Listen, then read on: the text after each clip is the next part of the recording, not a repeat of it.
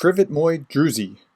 Hello my friends, my name is Gerdes. I do daily updates on Ukraine, and today this is what I'm going to talk about. So here's what we're going to talk about today. First, there was a live stream. If you missed it, please go back and watch. I talked about whatever questions and answers people had, and I solicited them on the channel beforehand. So I'm trying to scratch where you itch. Putin offered a Christmas truce. Zelensky rejected the Christmas truce. I'm going to talk about how Russian propaganda is communicated to Russians differently than to Ukrainians, differently than to the West, and differently than to the global South. That's really fascinating, and we'll finish with the war in pictures. Okay, so let's get started here. Ukraine war live updates on CNBC. Putin orders a ceasefire over the Russian Orthodox Christmas. Apparently, Bishop Kirill, or Patriarch Kirill, offered this as a goodwill gesture.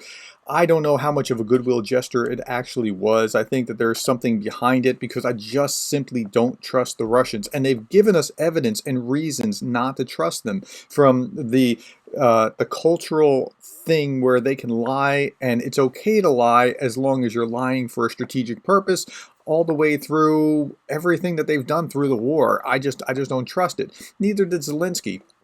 And so here was what Zelensky had to say about this, and this is just truncated right out of his daily update address. On November 15th, the Ukrainian peace formula was presented. Okay, November 15th. This was a while back. Okay, almost 2 months ago. This is guaranteed a reliable way to ceasefire, stop casualties, and war in general.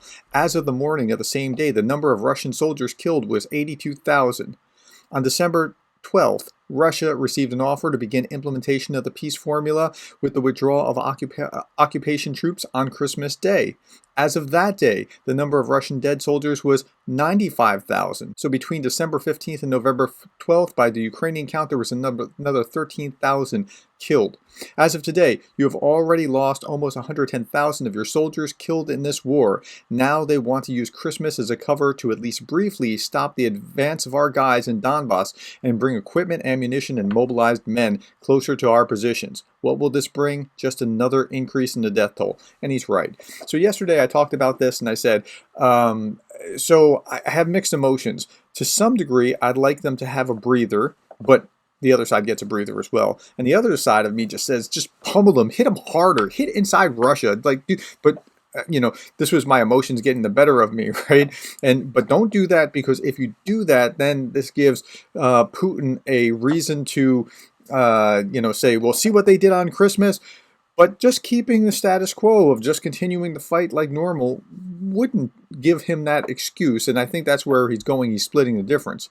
And the war will be over when your soldiers either leave or we drive them out. So let them take the toilet bowls. They'll need them on the road, and go back home, behind the border of 1991. And that's right. Until they go back behind the border of 1991, there's no reason for a ceasefire for Christmas or anything along those lines. Putin certainly didn't recognize that on Christmas when the Ukrainians celebrated Christmas. And yeah, I think this is probably a ploy. There's also an analogy that I would give as well. And I think this is a fair analogy. If someone broke into my house, I'd fight like a wildcat to defend my wife and family, right? So if the robber and I were in the middle of a fight and he said, whoa, time out, I got to go to the bathroom. Can I use your bathroom, please? Just 2 minutes. And then we'll continue resuming fighting. No, I mean, that's not going to happen. I'm going to fight until I can drive him out. And I think that's what's going on here, and that's fair. Okay. In the meantime, this was Zelensky's response. Jingle bell, jingle bell, jingle bell rock. Jingle bells swing and jingle bells ring. Snowing and blowing the bushels of fun. Now the jingle hop has begun. Okay, in all fairness, this was created a few days ago, but it's still the basic response, and I think that's, while I'm taking a little license with it, I think it's fair. Okay, in the meantime, invaders keep shelling as they were doing before. The Russians shelled once again, confirmed that the fact that they cannot be trusted. In Kherson, another shelling of our unit. There are dead and wounded. This is the second fire station in 2 days. This violates the principles of international law. A little bit more, Putin ceasefire statements. Kaluba says Russian President Vladimir Putin's statements about unilateral ceasefire cannot and should be taken seriously. Again, I also believe that there's something behind that. I don't think that that's fair, or that he's going to just be like, you know what, guys, let's just be nice. It's Christmas. Don't be a jerk. It's Christmas, right? I don't think that's what's going on.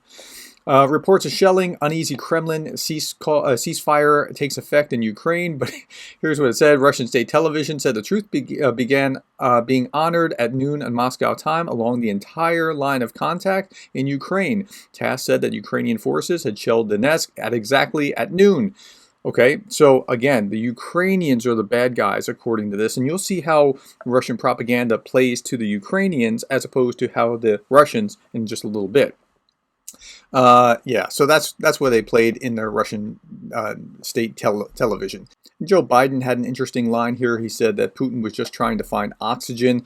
I think that's right. He's trying to get a breather, time out, let me go to the bathroom, and that's, I think, what's going on there. Now, there was this fascinating graphic put out by the Euromaidan Press, Russia's war propaganda, strategic and tactical narratives. And they speak to Russia one way and Ukraine in a different way, and the West in a different way, and this global South in a different way. So here's what they say to Russian audience. They say, Ukraine nation does not exist, right? They're not a separate. Ukraine is really Russia. That's what they say. Ukraine was granted existence by Russia. They're just kind of like an administrative arm or department of Russia. Sovereign Ukraine is a project of anti-Russia. That is, to split it away is a project by the West, trying to make them, something at odds with Russia. They're really part of Russia. So they also, as part of that, say that Russia's war against Ukraine is not a war, but a special military operation. Right? We're not really at war with them. We're just trying to bring them back into the fold, and we have to get rid of these Nazis and Satanists and whatever else. Ukrainians opposing Russian rule are Nazis. NATO uses Ukraine to attack Russia, and Ukraine's leaders are Satanists. So they're feeding them full of this information, and that's why you see. And so when you hear that and hear that and hear that, you get an image of this, and Russians have been getting a steady diet of this and only this, right? Unless they're VPNing to the outside world, but that's a tricky proposition where you have to go through extra steps.